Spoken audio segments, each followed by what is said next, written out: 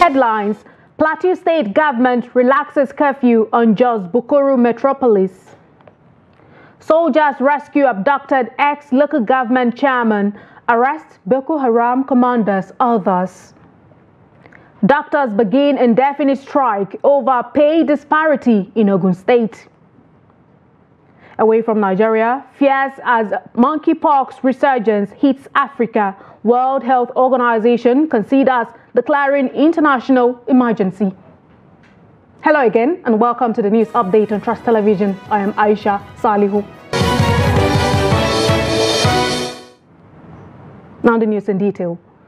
Plateau State Governor Caleb Mutfwang has reviewed the 24-hour curfew imposed in Jos Bukuru metropolis since Monday. The 24-hour curfew, which took effect from Monday, 2nd August 2024, has now been relaxed to commence from 2 p.m. to 6 p.m. with effect from Wednesday, 6th August 2024. The statement announcing the curfew was signed by Director of Press and Public Affairs to the Governor, Yang Bere. The statement said the decision was made following the improvement in security situation within the Jos Bukuru metropolis. He said the government ordered the relaxation after consultation with the security agencies.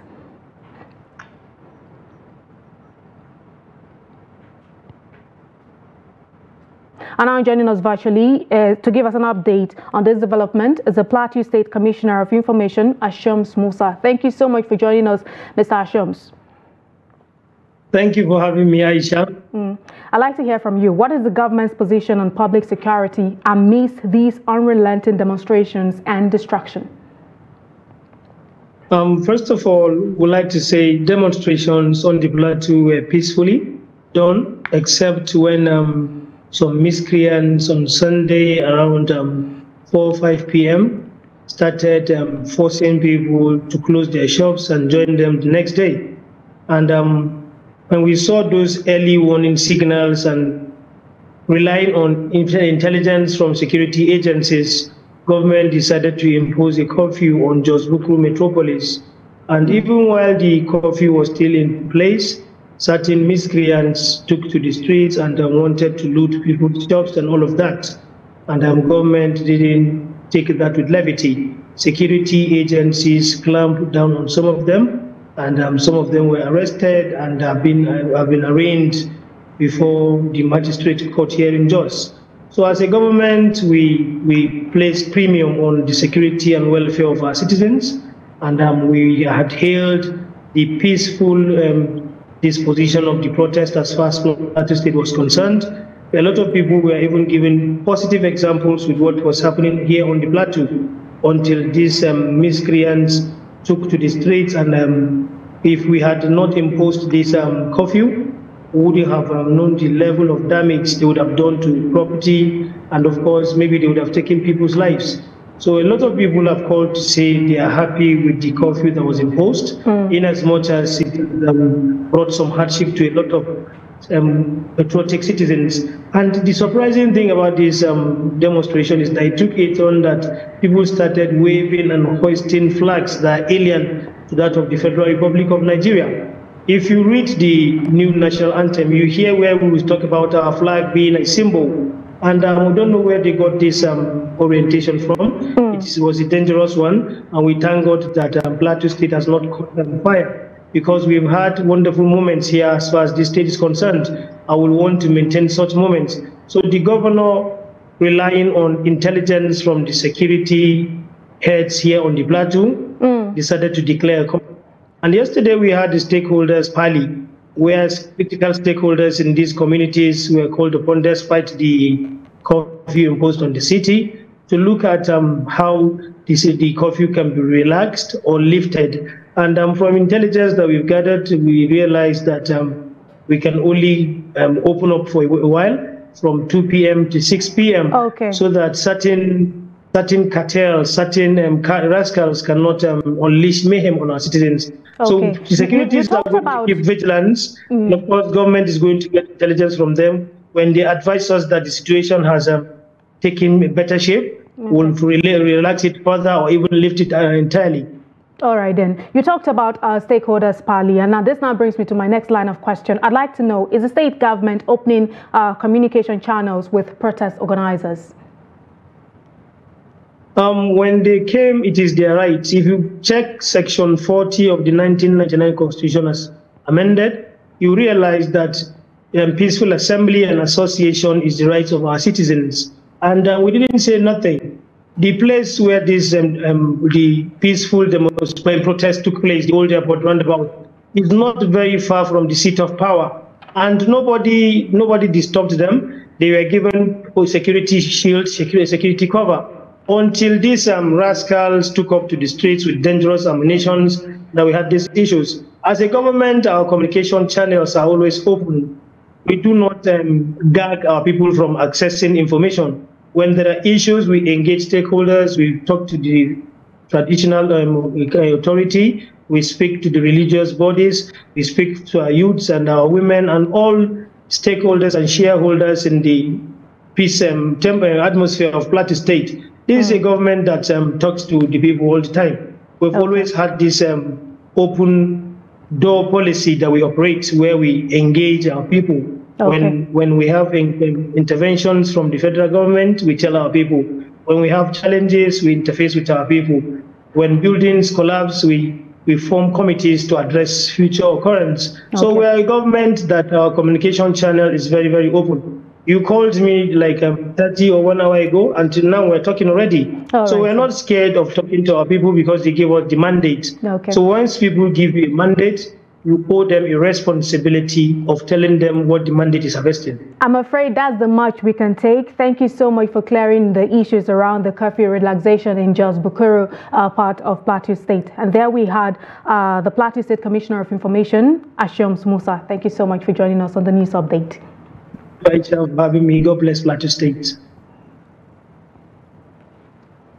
After the Security Council meeting with heads of security agencies, the Yobe State Governor, Wale Edun, has further relaxed the curfew in Potiskum, Gashua and Nguru towns following the nationwide protest that went violent.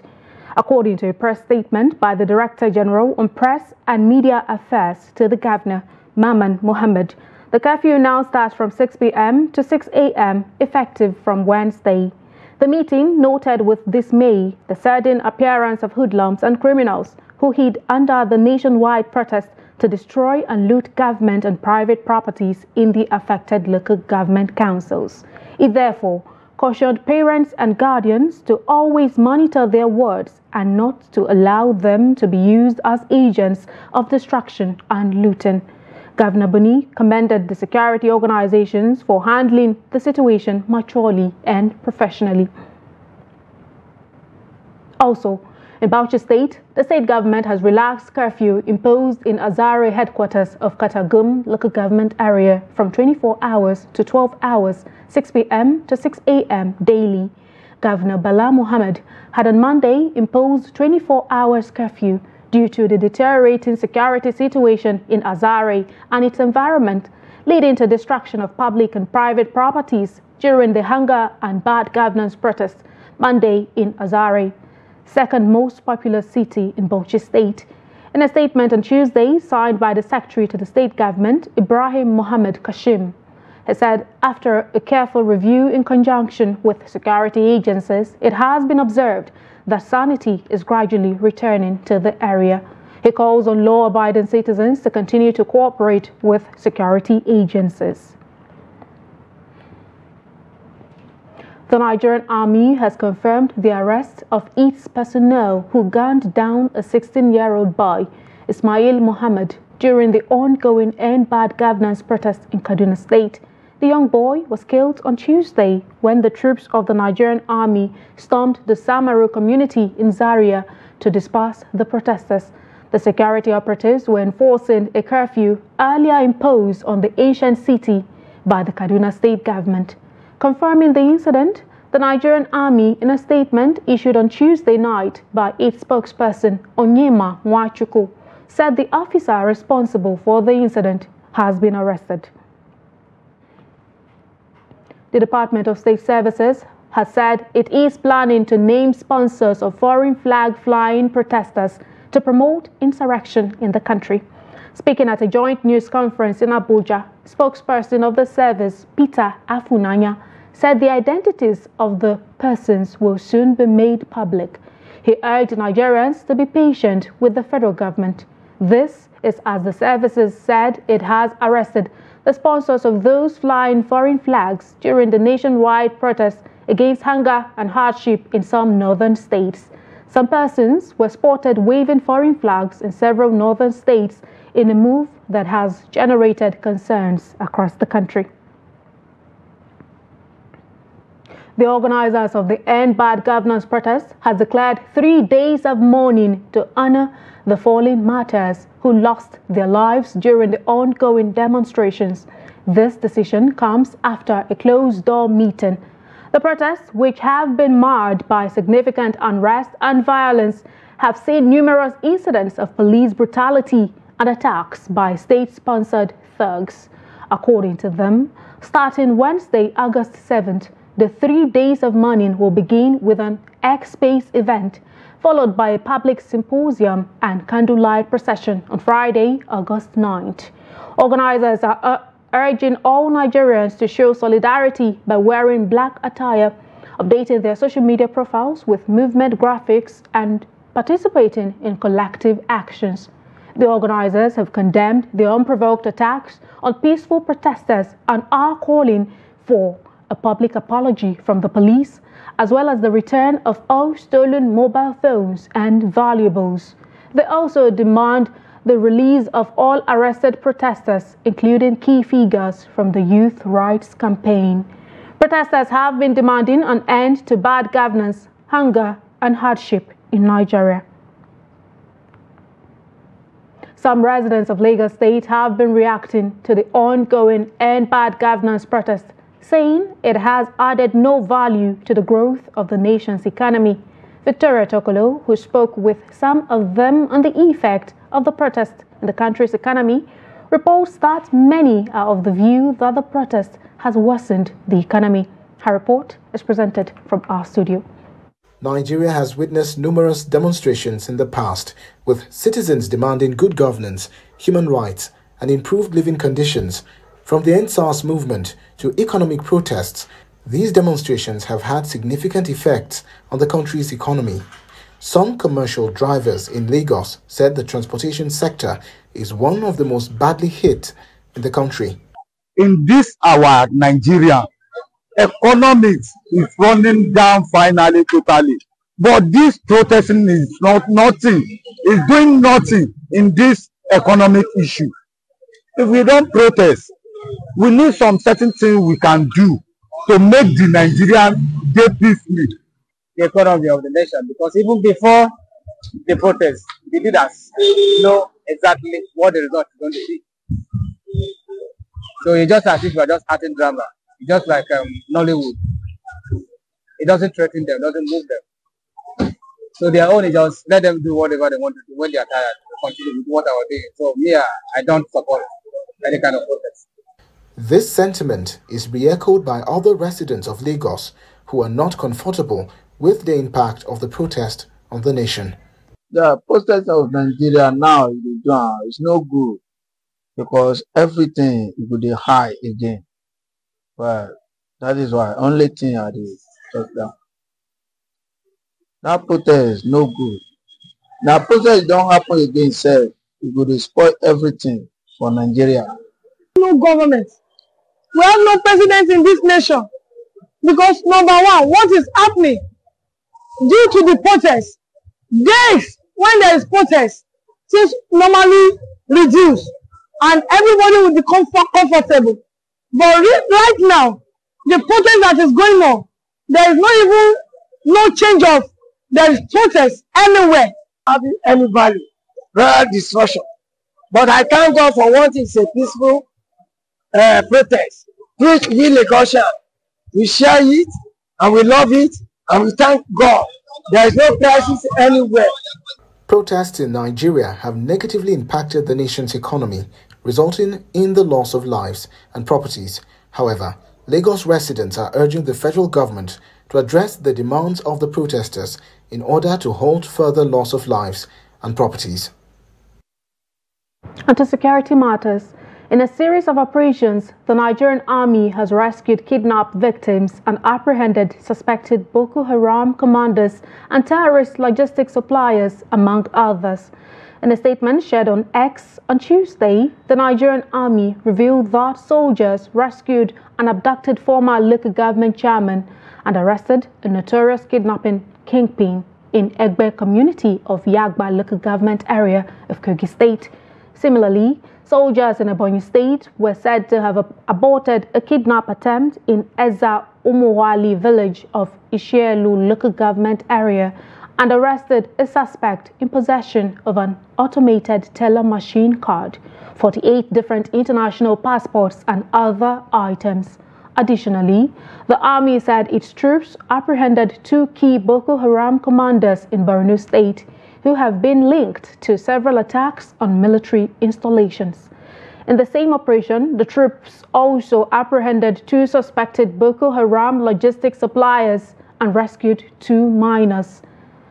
The statement also reported that troops deployed in Jigawa State arrested 9 hoodlums involved in looting a shop in Kazare town, recovering items including 255 bags of fertilizer, 3 bags of rice, a solar panel, and 5 motorcycles. The Chief of Defense Staff, General Christopher Musa, said military takeover in some West African countries has created unintended consequences and threatened democratic values in the region. He spoke at the 42nd Ordinary Meeting of the ECOWAS Committee of Chiefs of Defense Staff in Abuja on Wednesday. General Musa said the threat of military takeover must be destroyed, adding that it negates the core values and responsibilities of the military profession. He added that in democratic countries, the military must uphold democratic values in line with the principles of their constitutions. Also, the Minister of Defense, Mohammed Abubakar, and his Foreign Affairs counterpart, Yusuf Tugar, challenged the service chiefs from the regional bloc to tackle terrorism through effective collaboration to combat illicit movement of small arms and light weapons in West African sub-region. The meeting held at the defense headquarters in Nigeria's capital city, Abuja, has regional security as one of its agenda. And now to health. Medical doctors in Ogun State have commenced an indefinite industrial action over unresolved issues concerning their allowances. The strike, which commenced on Tuesday, was hinged on the pay disparity between federal and state medical workers. The chairman of the Nigerian Medical Association in the state, Kunle Ashimi, said the reviewed consolidated medical salary structure should be implemented to stem the exodus of medical professionals from the state. He lamented that the state is losing a lot of doctors daily because of the pay disparity. He said if the reviewed CONMES is paid, it will encourage doctors to stay. Moving on to more stories. With the ongoing End Bad Governance protests now in its 7th day, demonstrations have been temporarily suspended in Lagos, and a 24-hour curfew has been imposed in Kaduna. In Abuja and some other states, near normalcy has been restored. While activities are gradually returning to normal, this transport sector is still struggling to recover. Motorists in the nation's capital city, Abuja, have been lamenting the near-zero passenger turnout. Dorcas Yakubu completes the report.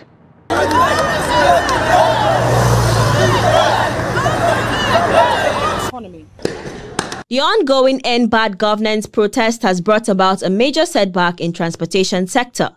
The bustling Jabi Motor Park in Abuja, usually busy with activity and noise from park workers calling out for passengers to different parts of the country, is a shadow of itself following the low turnout of passengers than usual.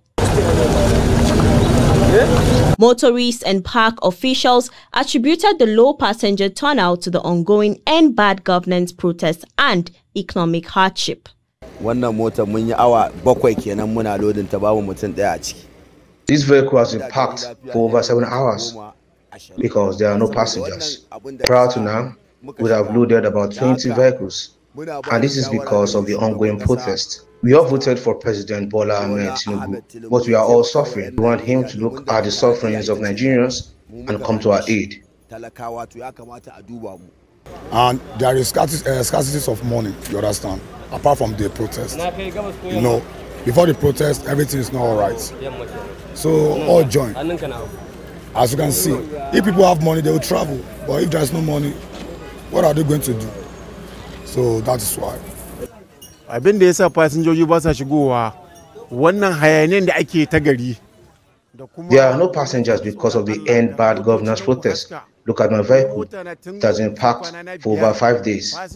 When the passengers come, the relatives call them over the phone to return home because of the unrest. To make matters worse, I'm not even a resident of Abuja. They called on President Bola Tinubu to listen to the plight of the people and reinstate fuel subsidy. Government should come to our aid and reduce the cost of fuel. If they do so, it will reduce the sufferings of the people.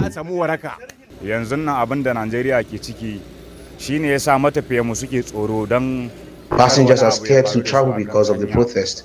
It is over 5 days and no vehicle has left the park.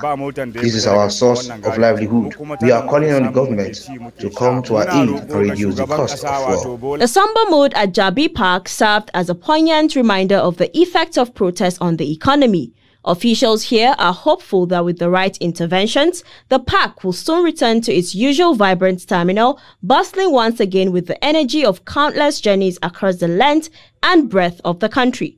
Dorcas Yakubu, Trust TV News, Abuja. And in business, the Minister of Finance and Coordinating Minister of the Economy, Wale Edun, has revealed that the country currently spends $600 million on fuel importation monthly. He stated that the high import bill is due to neighboring countries up to Central Africa benefiting from the country's fuel imports. Edun explained that the situation was the reason President Bola Tinubu removed fuel subsidy, as the country does not know the exact amount of fuel consumed internally. According to a report by the National Bureau of Statistics, the country's petrol import was reduced to an average of 1 billion litres monthly after President Bola Tinubu removed the fuel subsidy on May 29 last year. He added that the nation must take a decisive step to tackle the problem as it impedes its economic growth. Of great importance to the government, Edun said, is the welfare of the people, particularly the vulnerable. And away from Nigeria, 2 years after a global outbreak, fears are rife that a new strain of Mpox, previously known as monkeypox, have been identified in Democratic Republic of Congo and now also in several neighboring countries, with fears that it could further spread. Deadlier and more transmissible than previous forms, the Mpox strain surging in the Democratic Republic of Congo since September, known as the Clade IB subclad, is spread person to person.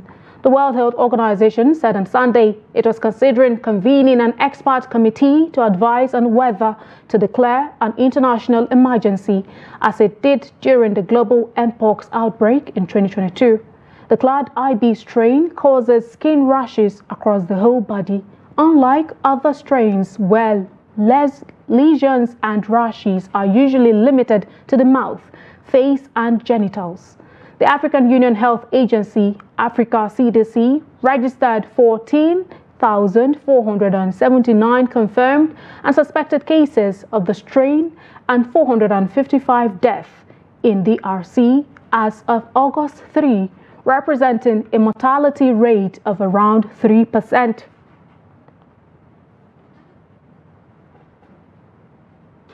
And in sports, Lobi Stars will square up against Nasarawa United in a pre-season friendly on Thursday. The encounter will hold at the Divine Mercy Minor Seminary School, Makodi.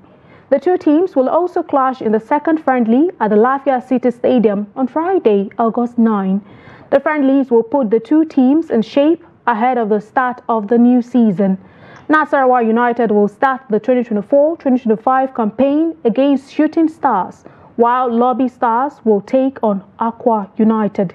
The 2024 Nigerian Premier League NPFL season will start on Saturday, August 31. And that concludes the news update on Trust Television. Do not forget, you can always follow us across all of our social media platforms and also join our YouTube live stream for more news, programs, and documentary. I'm Aisha Saliu. Thank you so much for watching. Join us again.